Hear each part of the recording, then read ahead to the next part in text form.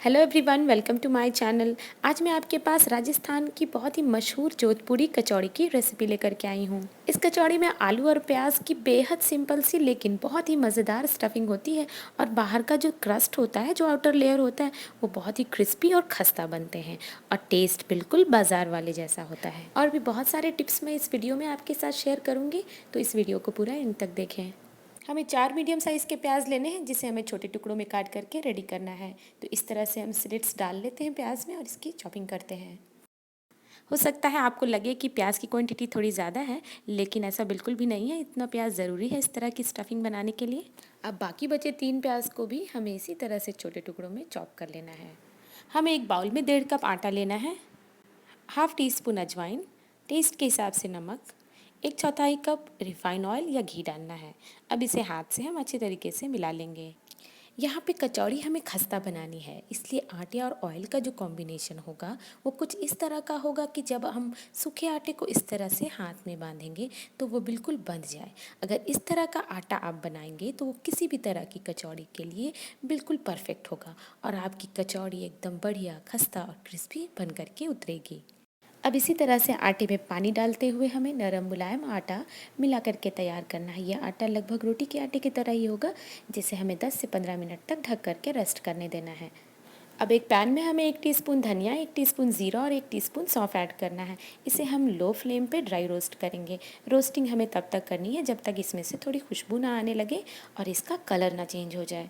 अब इसे ठंडा करके हम एक दरदरा सा पाउडर तैयार कर लेंगे। भुने हुए मसालों की खुशबू से स्टफिंग बहुत ही मज़ेदार बनती है। इसे थोड़ा दरदरा, थोड़ा कोर्स, इस तरह का पाउडर बना करके तैयार करना है। अब पैन में हमें 3 टेबल स्पून ऑयल ऐड करना है और इसमें पिसे हुए पाउडर को डाल देंगे। साथ ही साथ 1/4 चम्मच हमें हींग भी डालना है और कुछ सेकंड्स के लिए इसे हम फ्राई करेंगे। अब 3 से 4 हरी मिर्चों को हमें इस तरह से छोटे छोटे टुकड़ों में करके डालना है और 1 इंच अदरक के टुकड़े को कद्दूकस करके डालना है। इसे थोड़ा हम स्टर कर लेते हैं और अब इसमें हम प्याज डालेंगे। साथ ही साथ टेस्ट के हिसाब से नमक भी जाएगा। अब इसे थोड़ी देर हमें इस तरह से स्टर करते हुए पकाना है जब तक कि प्याज थोड़े नरम ना पड़ जाएं और इसका कलर थोड़ा हल्का ना हो जाए, यानी थोड़ा ट्रांसलूसेंट। जब प्याज थोड़े नरम हो जाए तो हमें 1.5 टीस्पून लाल मिर्च का पाउडर और हाफ टी स्पून हल्दी का पाउडर डालना है। इसे हम थोड़ा स्टर कर लेते हैं, अच्छे से प्याज के साथ मसालों को मिला लेते हैं और 2 टीस्पून इसमें अब बेसन जाएगा। कोशिश करें कि अभी आप इस स्टेज पे कुकिंग मीडियम फ्लेम पे ही करें। मीडियम फ्लेम पे कुकिंग बहुत ही अच्छे तरीके से होती है और जलने का डर भी नहीं रहता।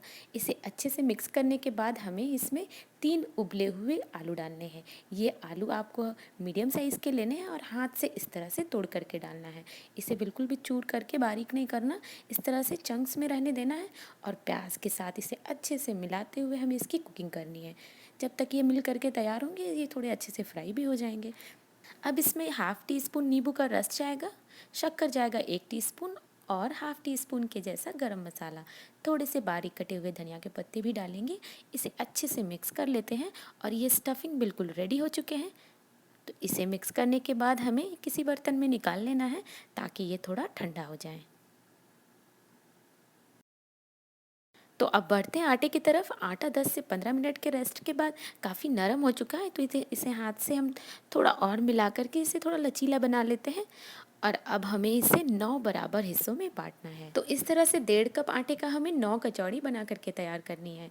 आटे के हर एक हिस्से को हमें इस तरह से स्मूथ करके सबसे पहले रख लेना है, उसके बाद हम आगे का काम करेंगे। इस वीडियो की रिटन रेसिपी आप नीचे डिस्क्रिप्शन बॉक्स में भी देख सकते हैं। अब ये स्टफिंग ठंडे हो चुके हैं, तो हमें थोड़े से स्टफिंग हमें हाथ में लेने हैं और इस तरह से हाथ से प्रेस करते हुए हमें मीडियम साइज़ के नींबू के जितना बड़ा बॉल बना करके तैयार करना है।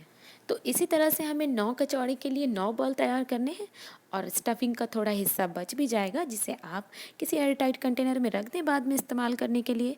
तो अब हमें इस तरह से आटे के एक हिस्से को हाथ से इस तरह से फैला लेना है और इसके बीच में स्टफिंग का एक हिस्सा यानी एक बॉल हम डाल करके इस तरह से बंद कर देंगे। तो हाथ से इस तरह से दाबते हुए मिलाते हुए हमें इसके मुंह को सील कर देना है और इसी तरह से दाब करके थोड़ा फ्लैट कर देना है। कचौड़ी के मुंह को अच्छे से सील करना बहुत ज़रूरी है। अगर थोड़ी सी भी कमी रह जाएगी इसके मुंह को सील करने में तो फ्राई करते वक्त कचौड़ी का मुंह खुल जाएगा और इसमें बहुत सारा तेल चला जाएगा। कचौड़ी का आटा इस तरह से तैयार करने के बाद आप अपनी पसंद के किसी भी तरह की स्टफिंग या फिर मूंग दाल की स्टफिंग कर सकते हैं। तो ये सारी कचौड़ियाँ रेडी हैं, अब फ्राइंग के लिए बढ़ते हैं। तो पैन में हमें सफिशिएंट ऑयल लेना है कि कचौड़ियाँ इस तरह से डूब जाए और ऑयल बिल्कुल ठंडा हो कि स्टार्टिंग में इस तरह के छोटे छोटे बुलबुले नज़र आएँ। हमें कचौड़ियों की पूरी कुकिंग एकदम लो फ्लेम पे करनी है। अगर आप फ्लेम थोड़ा सा भी ज़्यादा कर देंगे तो कचौड़ियाँ तो बहुत जल्दी से बन कर के तैयार हो जाएंगी, मगर ये कचौड़ियाँ फूली हुई भी नहीं होंगी और करारे क्रिस्पी भी नहीं बनेंगे और उस तरह का इसमें खस्ता टेक्सचर भी नहीं आएगा। तो जैसे जैसे इन कचौड़ियों की कुकिंग हो रही है ये अपने आप फूलते भी जा रहे हैं और तेल के सतह पे भी आ गए हैं। तो हमें इसी तरह से लो फ्लेम पे चलाते हुए यानी पलटते हुए हमें इसकी कुकिंग करनी है। इस तरह से हम पलटते हुए कुकिंग करेंगे तो दोनों तरफ से बहुत ही यूनिफॉर्म वे में ये गोल्डन हो जाएंगे और बहुत अच्छे से इसकी कुकिंग भी हो जाएगी। तो ये कचौड़ियाँ फ्राई होकर के रेडी है। अब इसे हम टिश्यू पेपर पे निकाल लेते हैं और ये देखिए कितने फूले फूले से खस्ता क्रिस्पी इसका आउटर लेयर बना है। तो बाकी बचे कचौड़ियों को भी हम उसी तरह से लो फ्लेम पे कुक कर लेते हैं और मैंने यहाँ पे कचौड़ियों को दोबारा डालने से पहले तेल को बिल्कुल ठंडा कर लिया था। मैंने यहाँ पे मैदे की जगह पे आटे का इस्तेमाल किया है कचौड़ियाँ बनाने में। आप भी इस तरह से आटे से कचौड़ियाँ बना करके देखें। आटे की मिठास की वजह से कचौड़ियाँ और भी टेस्टी बनती हैं। आप किसी भी तरह के स्टफिंग वाले कचौड़ी समोसा या गुजिया बनाएं। जिस तरह से मैंने आटा तैयार किया है सबसे पहला सीक्रेट उसी में है। 1.5 कप आटा के लिए कम से कम आपको 1/4 कप ऑयल डालना होगा ताकि सूखा आटा जब ऑयल से मिले तो वो हाथ में बिल्कुल बंध सा जाए। और दूसरी बात, इसके मुंह को बहुत अच्छे से सील करना है। तीसरा कि इसकी सारी कुकिंग हमें लो फ्लेम पे करनी है, तभी आपकी कचौड़ी बिल्कुल खस्ता बन करके बाजार जैसे उतरेगी। तो सारी कचौड़ियाँ फ्राई होकर के रेडी हैं जो कि बेहद गोल गोल से फूले फूले हैं और बाहर का जो आउटर लेयर है बेहद खस्ता और क्रिस्पी बना है और अंदर एक बहुत ही मज़ेदार सी स्टफिंग भी है इसमें, जिसमें आप भुने हुए मसालों की खुशबू को अलग से महसूस कर सकते हैं।